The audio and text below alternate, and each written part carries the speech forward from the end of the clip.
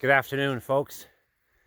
I'd like to combine a couple of different areas of topical analysis that I often write about. I write about different areas, but this would be farming and cows and our current state of politics and our fiscal situation. And so I have spoken about the difference between local grass-fed beef, for instance, and confinement-raised beef that are raised somewhere in the Midwest somewhere on a feedlot. And aside from, as I've discussed, the health benefits of grass-fed meat that is not fed a grain-intensive diet, and the happiness of these lovely animals, even if it's a little muddy today. Hey, Cindy. Hey, honey. Hey. She seems curious of the subject. But think about with the inflation we're seeing right now, which some have indicated might be as much as a 36 or more % increase in money supply. We certainly haven't accepted, without speculating, we haven't accepted inflation rate this year, we're told, of 6%. But if you look at individual foodstuffs like pork, chicken, beef, milk, you'll see that it's much higher than that already. And that gasoline is up, what, 30%? I guess it depends on what you use as your base price.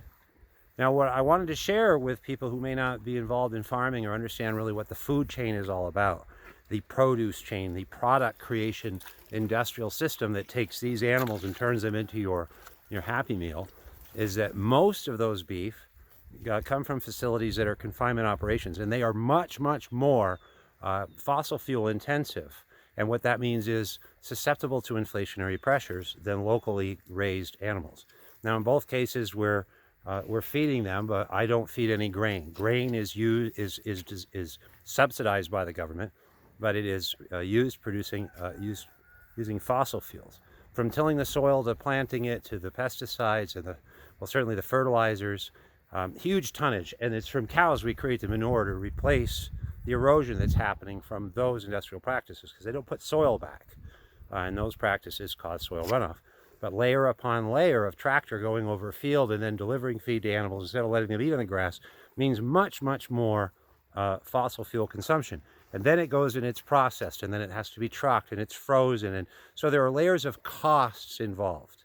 So soon we're going to see a time where locally produced meats are, I've been working out here, are much more affordable comparatively to these distant, faraway meats that are maybe not raised in the best conditions for the animals or raising the best quality food for us. So all of these things are combining towards more and more of a support for thriving local agriculture, especially in Vermont, where we still have farmland that we can reclaim to use for food production in a way that even everybody would agree reduces carbon dioxide, whether or not that warms the atmosphere, and reduces fossil fuels and pollution in all levels by buying local foods. And this applies then to everything else you eat. So that's why we do this, in part, is to know where our food comes from, but to walk the walk instead of just talk the talk. So thanks for listening. As always, nothing sweeter than Vermont liberty, and the ability to raise one's own food is ultimately self-sustenance, the ultimate liberty to not be dependent on government or state or someone else or an industrial food chain upon which to have the most basic necessities of life. So I appreciate you watching my video. I hope you will like and share and subscribe if you haven't. I'm happy to keep doing more of these. I hope to help others enjoy what I've learned about animals in farming. Have a great day. Thanks.